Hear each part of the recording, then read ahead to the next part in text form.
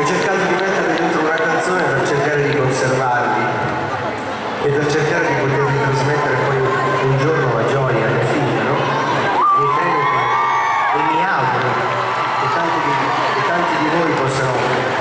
tenerli stretti questi consigli, perché sono sicuro che sono puri, sono consigli buoni. La cosa che voglio dirvi prima di cantare questo pezzo è che vi dovete ricordare sempre che al mondo c'è sempre qualcuno migliore di voi, e voi però non dovete pensare a questa cosa, voi dovete sempre pensare a migliorare voi stessi, perché la gara non è con gli altri, è sempre con voi, solo